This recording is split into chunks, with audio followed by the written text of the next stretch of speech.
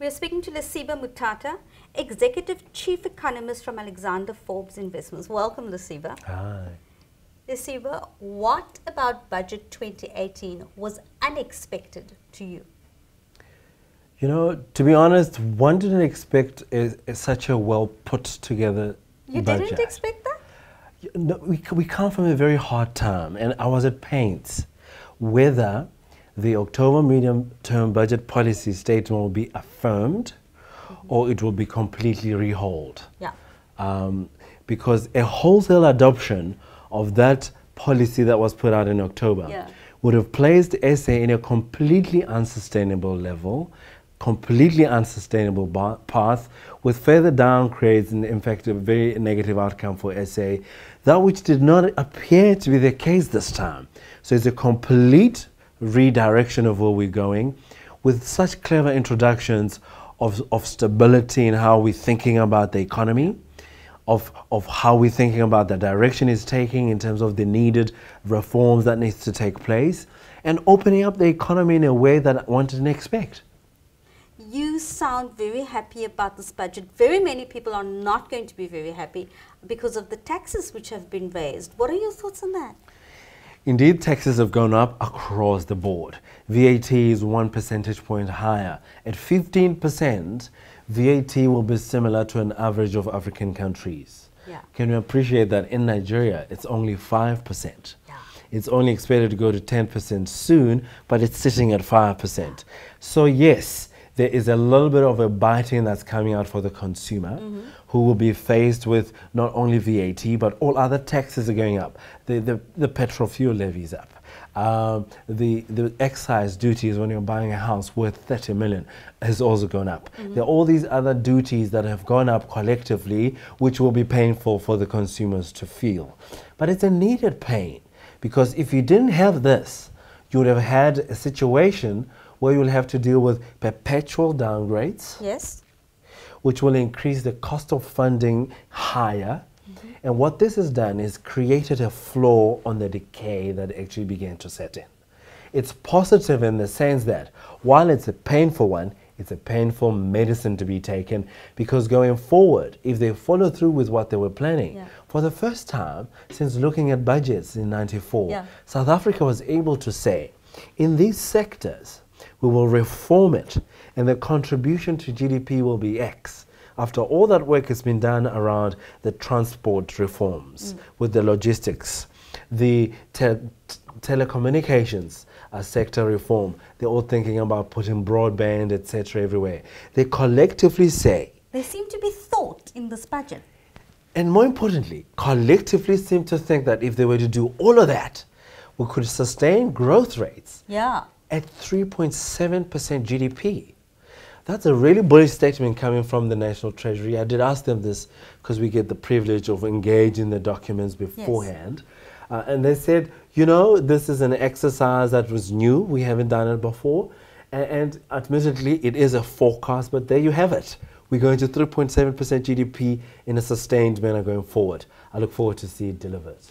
You are obviously very happy about this budget. How do you think Moodys and the ratings agencies are going to respond to this? Can you make a call on that? Would you like to? So let's talk about Moodys. This is a rating agency that continuously has given SA the benefit of the doubt. Yes. They elected not to put SA under their bus in November when everyone else was downgrading. And now they'll be confronted with such clarity of thought, revenue collection, somewhat improved economic outlook. It's the best they've got in yonks. In that, they will say, thumbs up. You were worth our olive branch, and we leave you unchanged. Do you believe in the reform agenda? There seems to be a clear reform agenda that has reared its head in this budget. Do you believe in that reform agenda? And do you believe that Pelusi Gigaba is the right person to be leading that? Well, interesting question. So on the reform details, it's amazing that they're talking about potential growth around 3%. I equated that to what President Cyril Ramaphosa said in Soweto when he was launching his New Deal theory. He talked about 3% GDP, and we asked, how is he going to get it? And now I found that there's quantitative measures that are leading up to that 3% he was talking about, and I won't be surprised that he's behind all these contributions around the reform. Do I have confidence in his leadership? In the consistency that has come through from the state from the State of the Nation address to the outcomes in the budget, there seems to be legs in that outcome. There is a huge amount of confidence in that. So I believe in the reform agenda that's been put out, because in it, it shows that if it were to happen, SA will be in a better path. Is Malusi Gigama, the finance minister, the guy to really implement and take it forward? I don't know. It's clear that the Treasury, because we get to engage with the authorities in the Treasury, it's as if a veil has been opened on their eyes. The weight that they were carrying has been lifted off. They are bubbly, they are lit, and they have demonstrated the strength and depth of that institution.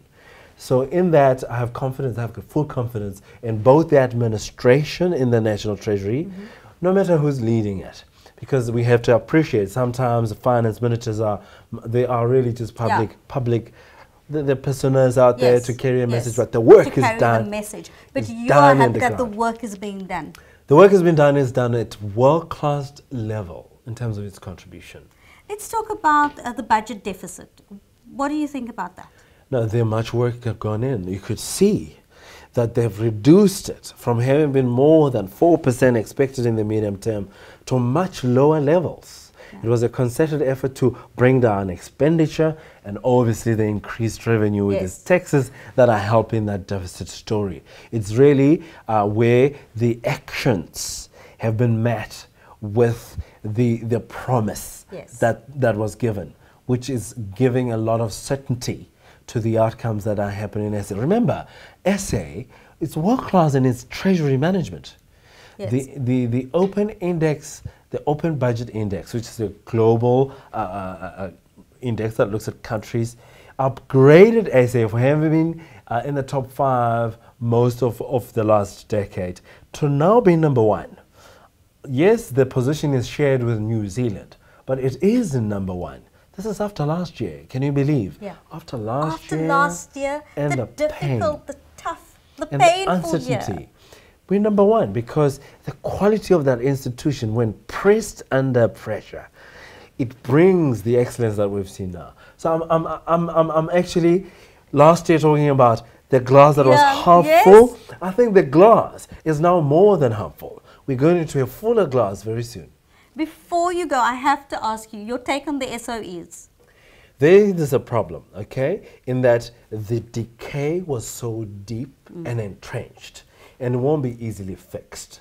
Much is needed there. I was looking at the guarantees. The guarantees, which are credit lines that the Treasury gives to Eskom, for example, are a good proxy of where we're going. We have seen an increase in the drawing down of those guarantees. In other words, the liabilities that were contingent have become proper liabilities to the state.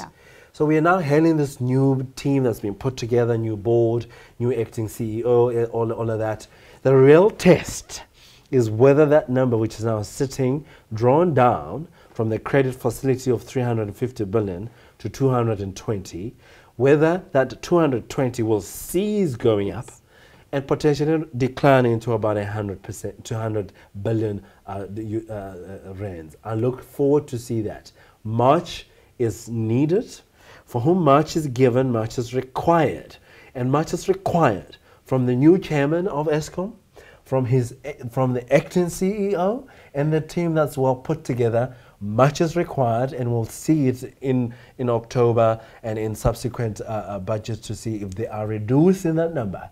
Hopefully this is the peak at 220 billion. It needs to go down. So in conclusion, round up this budget 2018 by Minister Malusi Gigaba. Excellent contribution, I wouldn't say just from the minister, but from the Treasury itself. Excellent contribution to SA that has put the lid on the decay. They have defined and they put the line in the sand that from here SA is moving forward and upwards, and I'm very pleased with that outcome. Siva, how can one not be optimistic when you're this optimistic about it? Thank you so much for coming, and we really appreciate it. Thank you.